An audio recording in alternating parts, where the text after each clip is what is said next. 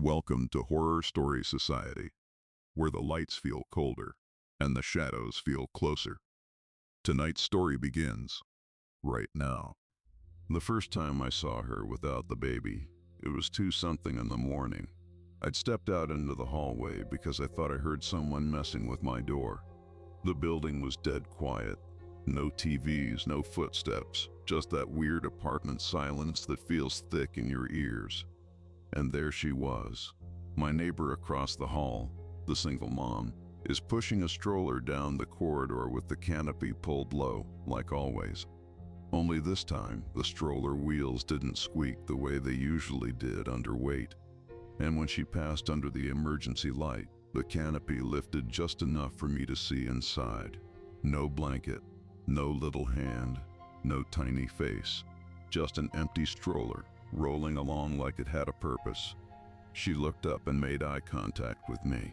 Then she smiled like I'd caught her doing something embarrassing, and she whispered my name. That's when I realized something I still can't explain without my skin crawling. I'd been living across from her for almost 2 months, and I had never seen a baby, not once. This happened right after I moved into a new place, nothing fancy. One of those apartment buildings that used to be nice and now survives off cheap rent and maintenance guys who are always coming next week. It was a 3-story building with exterior hallways, the kind where your front door opens straight into the corridor. You hear people's lives through thin walls, arguments, laughter, vacuum cleaners, muffled bass on weekends. I picked the place because it was close to work and the lease was easy. I worked odd hours at the time, sometimes arriving home after midnight and sometimes leaving early in the morning. I liked the idea of a place where nobody knew me, where I could keep my head down. The first week was normal. Cardboard boxes, cheap furniture, that tired, lonely feeling you get in a new apartment where the air doesn't smell like you yet. Then on day 8, I met her. I was carrying a lamp in from my car when a door across the hall opened and a woman stepped out holding a coffee mug, like she'd been waiting for an excuse to come say hi. She was around my age, maybe late 20s, early 30s. Brown hair pulled into a messy bun, oversized hoodie. "Oh my God," she said, voice warm. "You're the new guy. I've been wondering when they'd fill that unit." I laughed politely. "Yeah. Just moved in." She shifted the mug to her other hand and nodded toward the inside of her apartment. "I'm Mara. Sorry in advance if you hear my baby. He's not a great sleeper." "Don't worry about it," I said automatically. I work weird hours anyway. Her expression softened. "That's honestly a relief. Some people get so mad about noise." She looked past me, down the hallway, like she was checking something. Then she leaned in a little. "I'm a single mom," she said, like it was a confession. "It's just me and him. So, if you ever hear a baby crying at night, I promise I'm doing my best." There are some sentences you hear and you instantly adjust your attitude. That was one of them. I went from random neighbor to, "Be patient, don't be a jerk." I introduced myself. She repeated my name once, like she was memorizing it. Then she smiled again. "Nice to meet you," she said. "And hey, if you ever need anything, I'm usually up anyway." She went back inside and her door closed. A few minutes later, as I was bringing in another box, I heard it. A baby crying. Not loud, not dramatic. Just that thin, miserable wail that gets under your skin because it's designed to. I paused, listened. It lasted maybe 30 seconds, then stopped. I remember thinking, poor kid. And that was the last time I heard that cry and thought it meant what it sounded like. Mara was friendly in that casual apartment way. Not let's hang out, but hey, how's it going when you pass each other. A week after we met, she knocked on my door mid-afternoon. I'd just gotten home from a long shift and was half asleep on my couch. When I opened the door, she stood there holding a little bag of groceries. "Hi," she said quickly, like she was nervous to ask. "This is embarrassing, but do you have any tape?" "Like packing tape? I'm trying to baby-proof a cabinet and I can't find mine." Behind her, I could hear faint music in her apartment. Not baby music, just a soft playlist. No problem, I said. I grabbed a roll of tape from my junk drawer and handed it to her. Her shoulders relaxed like I'd saved her. Thank you, she said. Seriously, I'll bring it back. She started to turn away, then paused. Also, if you see any packages in the hallway with my name, could you just slide them toward my door? I can't always come out when he's asleep. Yeah, sure, I said. She gave me that tired single mom smile again. You're a lifesaver. She left. It felt normal, it felt human, and that's how it worked. Over the next couple of weeks, Mara's baby became a presence in the building without ever being present. I'd hear crying sometimes, always through the wall or the hallway. But I never heard the other baby sounds. No babbling, no little squeals, no laughter, no toddler stomping, no toys hitting the floor, no cartoons. Just crying. And the crying was weirdly consistent. Always in late evening. Always lasted about a minute. Always stopped suddenly, like someone hit a switch. Once or twice I passed Mara in the hallway and she had the stroller with her, but the canopy was always down. Always. She'd push it like she was shielding the baby from cold air, and she'd keep her body between me and the stroller like it was private. The first time I tried to be polite, I leaned a little and said, "How old is he?" Mara's face changed for half a second, like she'd been pulled out of a daydream. "Ah," she said, then smiled too fast. 8 months. I nodded. Busy age. Yeah, she said, and her grip tightened on the stroller handle. So busy. Then she moved past me, quicker than she needed to. That was small, barely anything, but it lodged in my head. A few deliveries started showing up in our hallway. Amazon, grocery drop-offs, random boxes. Like I'd promised, if I saw a package for Mara, I'd slide it toward her door. Then one day I came home and there was a medium-sized box sitting in front of my door. An hour later, Mara knocked on my door. Her cheeks were flushed like she'd been rushing. "Oh my God," she said, holding her hands up like I'd caught her stealing. "That's mine. They keep messing up my unit number. I'm so sorry." I held the open box. It had my name on it. She laughed lightly, like that was just one of those annoying life things. "Yeah," she said. "I know. It's weird. I've had mail show up with someone else's name too. I think the delivery guys just don't care." She reached for the box. I hesitated, then handed it over. Her fingers brushed mine, cold. "Thank you," she said, smiling. "Seriously." She turned and left, box hugged tight like it mattered. That should have ended it, except 2 days later, an Amazon envelope I'd been expecting never showed up. And a day after that, my new work boots went delivered in the app, photo proof and everything. But I never found them. I tried to stay rational. Packages disappear. Drivers mess up. People steal. But Mara's words came back. "I've had mail show up with someone else's name too." Had she? Or was she laying groundwork? One night, I was leaving for work around 11:30 p.m. I stepped into the hallway, locking my door behind me, and Mara's door opened at the exact same time. She stepped out holding the stroller. "Hey," she whispered, like the baby was asleep. "Heading to work?" I froze a little. I'd never told her my schedule. "Yeah," I said cautiously. She nodded. "You always leave around this time." The way she said it, matter of fact, made my skin prickle. "Night shift," I said. "Makes sense," she whispered. "I'm up anyway." She smiled, and then she added something that sounded like nothing, but hit me wrong. "Be safe. There are weird people around here." I forced a laugh. "Yeah, you too." I walked down the stairs, and the entire time I felt her eyes on my back. When I got to my car, I looked up. She was still standing in the hallway, watching. The stroller was angled so I couldn't see inside. A week later, I noticed something I can't unnotice. I was throwing trash into the dumpster behind the building when I caught a whiff of something sweet and sour. like spoiled milk. Then I saw it, a full diaper sitting on top of the trash bag pile. I don't know why, but my brain did the math instantly. Baby in the building. I turned to walk back toward the stairs and saw Mara come out the back door holding a tied trash bag. She saw me and stopped like she hadn't expected anyone to be there. "Oh," she said, smile flickering. "Hey." I nodded. "Hey." She walked toward the dumpster and tossed her bag in. Then, casually, like she was making small talk, she said, "Sorry if you ever smell diapers. It's unavoidable." I forced a polite smile. "Yeah, no worries."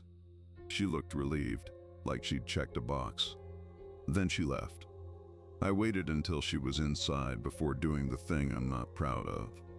I opened the dumpster lid and shifted the top bag pile just enough to see the diaper again. It was there. But when I leaned closer, the smell wasn't what I expected. It didn't smell like a used diaper. It smelled like milk poured into fabric, like something had been soaked on purpose. I stood there staring at it, cold spreading across my shoulders, because I suddenly had a thought I didn't want. What if she's staging it? What if she wanted people to believe a baby lived with her so no one would question the crying, or the stroller, or the strange hours? My stomach tightened. I went back upstairs and locked my door hard. A couple days later, Mara knocked on my door again. I opened it, cautious now. She held out a small plastic bag like a peace offering. "Hey," she said, "I think this got delivered to me by mistake." Inside the bag were my missing things. Not all at once, not in a dramatic pile, just pieces. My work badge lanyard that I'd been looking for. A small Amazon package, opened but resealed with tape. And my spare car key tag, the one I'd sworn I'd left on my kitchen counter. My mouth went dry. I didn't know these were missing, I lied, because suddenly I didn't want her to know what I knew. Mara smiled like she was proud of herself. "Yeah," she said lightly. "I was cleaning and realized I had stuff that wasn't mine. I'm so sorry, mom brain, you know?" She said it like a joke. I stared at her. Her eyes were calm, too calm. "Thanks," I managed. She stepped closer, lowering her voice. "I'm glad you're nice. Some people in this building isn't." Then she leaned in like she was going to whisper a secret and said, "Sometimes I hear you come home late." My throat tightened. "I'm on the other side of the wall," she continued, smiling. "Thin building." She tapped her temple gently. "You're predictable." Then she waved like nothing was wrong and walked back across the hall. I closed my door and stood there, heart thumping, trying to make my brain accept what just happened. Because the gifts weren't gifts, they were proof. She had been inside my space, physically or through access, and she wanted me to know she could touch my life and hand it back, like a cat dropping a dead mouse at your feet. After that, I started paying attention in a way I hadn't before. I checked my locks twice. I stopped leaving packages in the hallway. I stopped being friendly. I told myself I was overreacting, but I also started sleeping lighter. Then came the night that made it impossible to pretend. It was a Tuesday. I got home around 1:45 a.m. exhausted. I ate something microwaved and lay down on the couch without even changing clothes. I woke up to a sound in the hallway. A soft rolling noise, stroller wheels. I sat up, heart already racing. The sound slowed outside my door, stopped. Then I heard something else, faint, close. A woman humming. Not loud, not a melody. Just a gentle, absent-minded hum like someone soothing a child. I stayed perfectly still, listening. The humming drifted away. The stroller wheels rolled again, and then I heard it, barely audible but unmistakable. A key turning in a lock. Not mine. Across the hall, I moved quietly to my peephole and looked out. The hallway was dim, lit by one emergency fixture. Mara was walking away from my door, pushing the stroller with one hand. She stopped under the light and adjusted the canopy. That's when I saw inside. Empty, no baby, nothing. Just the hollow shape of a stroller seat and a blanket folded neatly like a prop. Mara looked up, straight toward my door, not like she was randomly glancing, like she knew I was there. She smiled, and she whispered my name. Then she kept walking. I stepped back from the peephole, skin buzzing like my body didn't know whether to run or freeze. I locked my deadbolt and slid the chain, hands shaking. Then my phone buzzed. A text from an unknown number, one line, "Sorry if the crying keeps you up." My stomach dropped through the floor. The next day, I called the building office and asked casually who lived in Mara's unit. The woman on the phone paused. "What unit number?" she asked. I told her.